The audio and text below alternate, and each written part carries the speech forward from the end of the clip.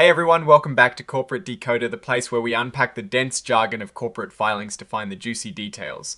And boy do we have a treat today as we dive into the latest reports from Fidelity Summer Street Trust, a treasure trove of fund performance that will make you say, is this good or bad? So we are looking at a bunch of reports from Fidelity, all covering the period leading up to the 30th of November, 2025.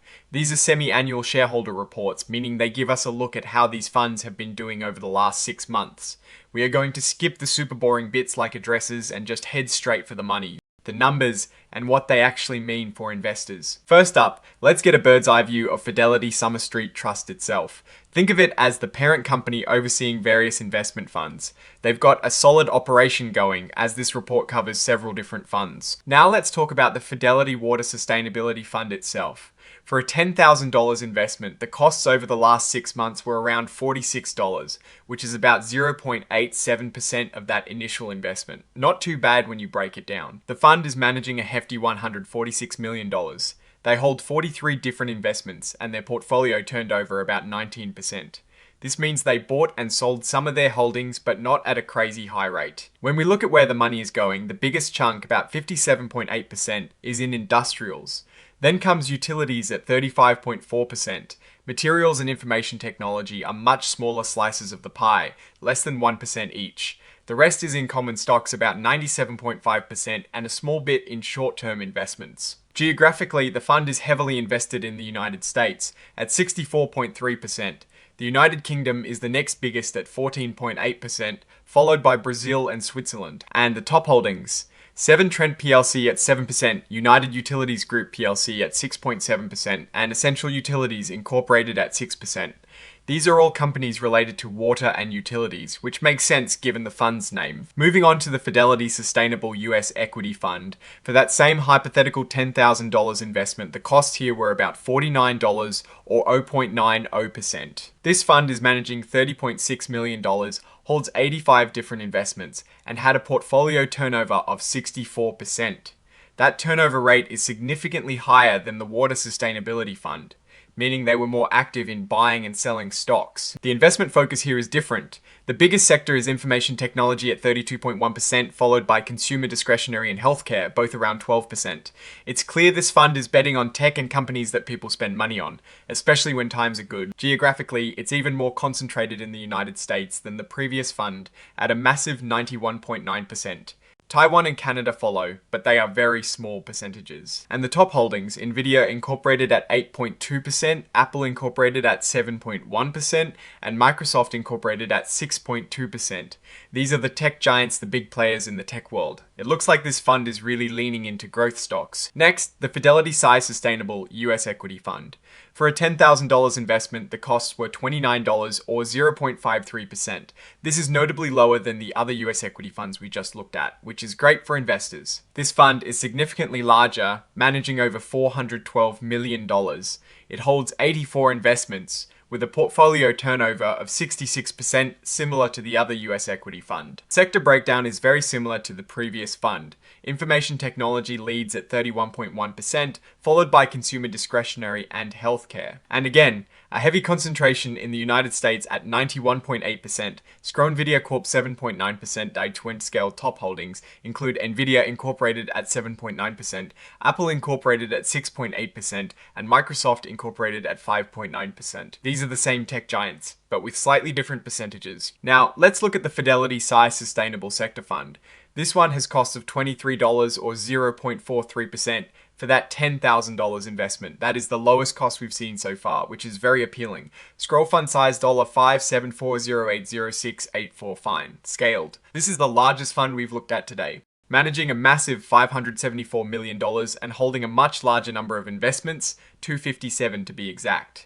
Its portfolio turnover is 57%. The sector breakdown shows information technology as the top sector at 34.5%, followed by financials and consumer discretionary. It has a broader sector exposure due to the higher number of holdings. The United States still dominates at 93.8% of the fund's net assets. Nvidia Corp 7.8% scale top holdings again feature Nvidia Incorporated at 7.8%, Apple Incorporated at 7.3%, and Microsoft Incorporated at 6.9%. 8%. These tech giants remain firm favorites. Let's shift gears to the Fidelity Climate Action Fund for $10,000. Costs are around $59 or 1.05%. This is a bit higher but likely tied to its specific investment strategy. Scroll fund size $44170955. Scaled, the fund is managing $44.1 million, holds 98 investments, and has a portfolio turnover of 32%. This means it is more of a buy and hold strategy compared to some of the others. Scroll Information Technology, 35.7%. Scaled Information Technology takes the lead again at 35.7%. Industrials and healthcare follow. It appears the theme of tech dominating sustainable funds continues. Scroll United States, 88.0% scaled. The United States makes up 88% of the investments. China and South Korea are next, but represent much smaller portions. Scroll Alphabet in class A, 7.7% twin scaled. Top holdings include Alphabet Incorporated Class A at 7%, Nevada Idia Incorporated at 6.1%, and Apple Incorporated at 5.8%. It is interesting to see Alphabet leading here. Finally, the Fidelity Agricultural Productivity Fund. Costs for $10,000 here are about $47 or 0.95%. Scaled fund size $36,210,873. Fund scaled, this fund is managing $36.2 million with 24 holdings and a portfolio turnover of 30%. This suggests a relatively stable investment approach. Scaled materials 35.9% scaled. The sector focus is quite different, with materials at 35.9%, consumer staples at 33.5%, and industrials taking up the rest. This fund is investing in the building blocks of our economy. Scaled United States 74.3%. Scaled, the United States is the largest exposure at 74.3%, followed by Canada and the United Kingdom. Scaled DFVA 22.8%. Scaled, the top holding is DFVA AMP Company at a massive 22.8%. Corteva Incorporated and Nutrien Limited follow. These are all major players in the agricultural and equipment sectors. Now let's dig into the financials, starting with the Fidelity Agricultural Productivity Fund. Scroll statement of assets and liabilities. Scaled as of the 30th of November, 2025. The fund's total assets were $36.3 million. Looking at the liabilities, they were around $186,000. Leaving net assets at about $36.2 million. This means the fund is in a healthy position with more assets than liabilities. Scroll net investment income. Losses $303,661. FUD scaled for the 6 months ending the 30th of November, 2025. The fund generated a net investment income of about $303,000. This means it made more money from its investments than it spent on operating costs. Scroll net realized gain loss $397,799. Scaled, however, they also had a net realized loss of around $397,000 from selling investments. Scroll change in net unrealized depreciation. Depreciation 1346965 scaled, and the value of their investments went down overall, with a change in net unrealized depreciation of about $1.3 million. This means even though they earned income, the overall value of their holdings decreased during this period. Scroll net asset value end of period $18.265 scaled. The net asset value per S-hair at the end of the period was $18.26. Let's look at the Fidelity Water Sustainability Fund's financials. Scroll statement of assets and liabilities. Scaled as of the 30th of November, 2025.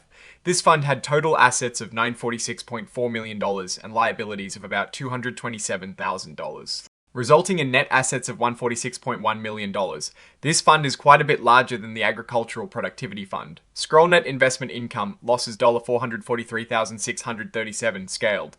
The net investment income for the 6 months was about $443,000, showing it is profitable from its income generating investments. Scroll net realized gain losses on investment securities, unaffiliated issuers $25,97867 scaled. Interestingly, the fund experienced a significant net realized gain of about $2.6 million from selling investments. Scroll change in net unrealized appreciation, depreciation on investment securities, unaffiliated issuers $6,793,309 scaled. On top of that, the fund saw a substantial unrealized appreciation of about $6.8 million, meaning the value of its existing investments increased. This is a strong performance. Scroll net asset value end of period $19.82 scaled. The net asset value Per share is $19.82. This fund has clearly had a good reporting period. Now let's glance at the Fidelity Advisor Climate Action Fund, class of shares. Scroll net asset value, beginning of period $12.1. Scaled the net asset value at the start of the period was $12.1. Scroll net investment income, loss 0.3 scaled during the 6 months. The net investment income was a small loss of about 3 cents per share. Scroll net realized and unrealized gain loss $2.69 scaled, but the gains were strong with a realized and unrealized gain of $2.69 per share. This is a solid performance driven by capital appreciation. Scroll net asset value end of period $14.76 scaled.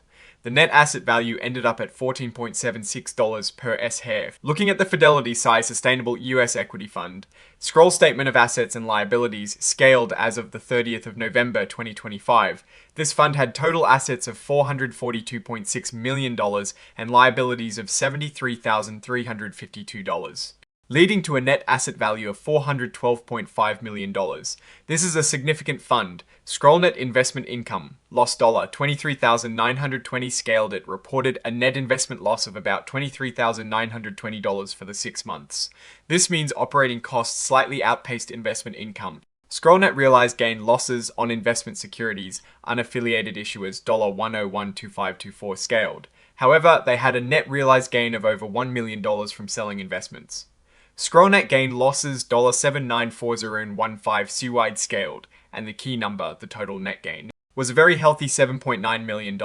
So, despite a slight operational loss, the fund saw significant growth in value. Scroll net asset value, end of period $14.7 swan scaled the net asset value per share is $14.7. Lastly, the Fidelity size sustainable sector fund. Scroll statement of assets and liabilities scaled. This is the biggest fund we've seen today, with assets of $574 million and liabilities of just under $2 million, resulting in net assets of $574 million. Scroll net investment income losses $1458222 seawide scaled it generated a net investment income of about $1.4 million for the period. This is strong income generation. Scroll net realized gain losses on investment securities. Unaffiliated issuers $758,490 scaled. The fund also had a realized gain of around $758,000 from selling investments. Scroll change in net unrealized appreciation. Depreciation on investment securities. Unaffiliated issuers $75,419,041 scaled, and the unrealized appreciation was absolutely massive, at over $75 million. This means the value of their holdings increased dramatically. This fund has had an incredible reporting period. Scroll net asset value, end of period $16.18 swan, scaled the net asset value per share is $16.18. Scroll total net realized gain loss $753,648 DIT scaled. Looking at the broader picture of these filings, it is clear that Fidelity's funds have had a strong period, particularly those focused on sustainability and growth sectors, even with slightly higher costs in some funds. The actual performance in terms of gains and appreciation has been impressive. The US equity funds in particular are heavily weighted towards major tech companies like Nvidia, Apple, and Microsoft. This is a common strategy for growth-oriented funds, but it also means they are very sensitive to the performance of these few large companies. The climate action and agricultural productivity funds show more diversified sector and geographic holdings, which can offer a different kind of risk profile. Scroll funds or securities referred to herein are not sponsored, endorsed, or promoted by MSCI Scaled. It is important to note that these reports often come with disclaimers, like the one mentioning MSCI, stating that these indexes or securities aren't sponsored or endorsed by the index provider. This is standard industry practice to clarify the relationships. Scroll net assets consist of paid in capital $340,509,504 scaled. The financial statements consistently show a large component of paid in capital. This essentially means the money that investors have put into the fund. This shows strong continued investment from shareholders, which is a good sign. Scroll the effects of exchange rate fluctuations on investments are included with the net realized and unrealized gain. Loss on investment securities. Scaled for funds with international holdings, they explicitly mention how exchange rate fluctuations are accounted for. This is a risk factor that can impact returns. and it is good to see it clearly stated. Overall, Fidelity seems to be managing a diverse set of funds effectively, with most showing positive financial performance, especially in the latter half of 2025. The key takeaway is to understand where your money is invested, what the costs are, and what risks are involved. The heavy concentration in tech for some US equity funds is a notable point of interest looking forward. So what is my take on this? Fidelity's funds, especially those focused on sustainability and growth, have demonstrated strong returns driven by strategic investments in major tech companies and sound management of their portfolios. The higher turnover in some funds like the Sustainable US Equity Fund suggests an active management approach, which can be beneficial in volatile markets, but also leads to higher costs. The significant increase in assets for the SCI Sustainable US Equity Fund and SCI Sustainable Sector Fund points to strong investor confidence. The risks mentioned, like equity risk and currency fluctuations, are standard for the industry, but the sheer scale of the unrealized gains in some of these funds is quite remarkable.